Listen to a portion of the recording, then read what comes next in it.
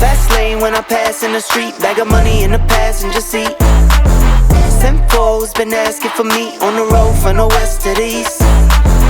Way up, I might never come down, cause the coast racking up the flight miles. So high, I might never come down, so what, this is my lifestyle.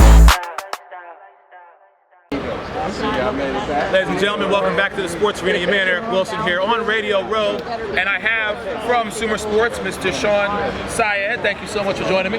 Eric, I'm excited to be here. I'm excited to talk. So we are here, and with Sumer Sports, they have basically created a marriage between the eye test versus the analytics. And Shawn, I have to ask you, with your expertise in the NFL with regard to approaching the traditional method, how has data analytics really blended that marriage together?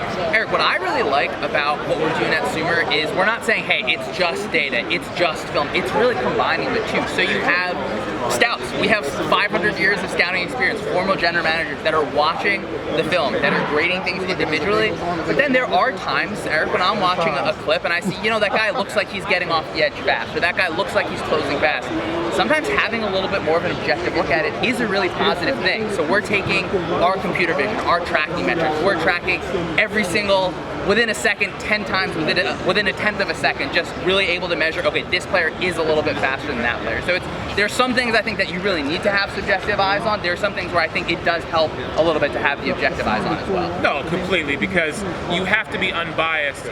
Granted, we all have our teams that we love, support, and we're quick to call, hey, the ref missed this on with our team, but we kind of neglect it a little bit over here when it happens to the other team. Now, you're looking at several matchups throughout the year, all the matchups throughout the year, but let's talk about the big game here.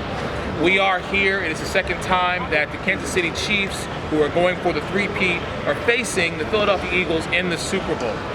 Talk to me about a matchup that you yourself are keeping an eye on with this game. I think a really big one I'm looking at is where's Chris Jones going to line up on the offensive line against the Eagles? Is he going to line up over Mekhi Becton at that right guard spot where Chris Jones, look, he's just the best defensive player in the league. I don't really know what else we have to say about that. But he's going to choose which guy on the line that he wants to attack. And then that is really going to change what Philadelphia's pass protection plan is. And look, Steve Spagnuolo is an awesome defensive coordinator. If he's creating pressure on Jalen Hurts consistently, that's going to be a big problem when you get into those third and long type situations for the Eagles.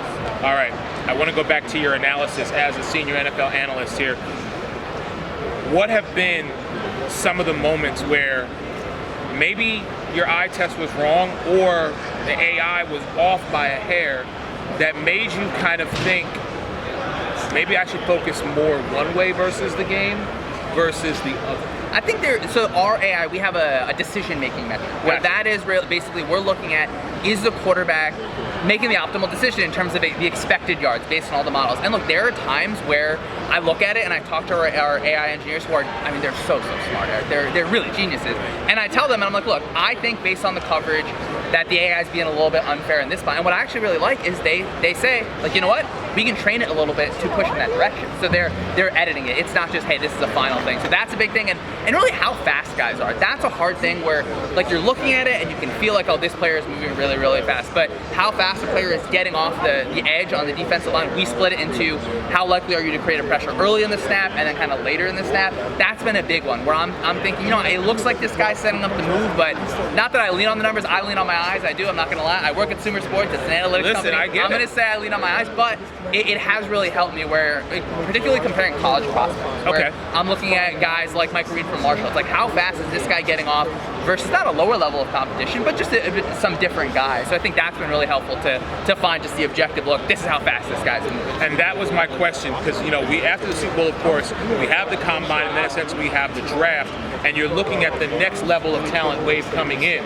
So with that, I wanted to ask you, when you begin to assess the next level of talent, is it more of basically watching them and seeing with the eye test, or is it basing it off of what the AI analytics are telling you that is going to ultimately say this particular athlete should go first round, or maybe go fourth round, or even maybe go sixth round? For me personally, it's eyes first. Now, you can talk to a lot of other people at Sumer. They may say something different. I think, you do have to start, like I like watching a guy's film against their best competition, maybe one from early in the season, maybe one from late in the season where you can see it.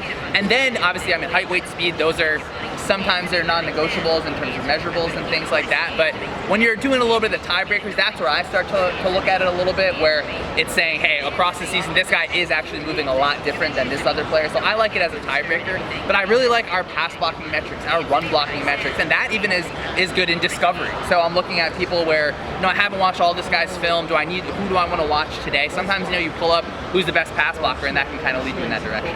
So my last question, and thank you so much for your time.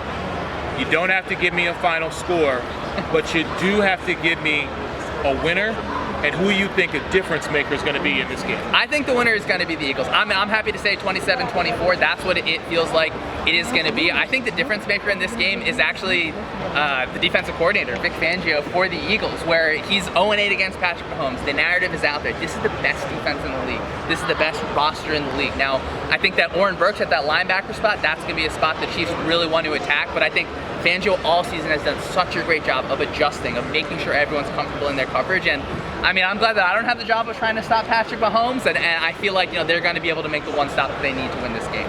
Much like what they did when they faced Tom Brady and the Patriots in 2018 to win their first. All right, fair enough.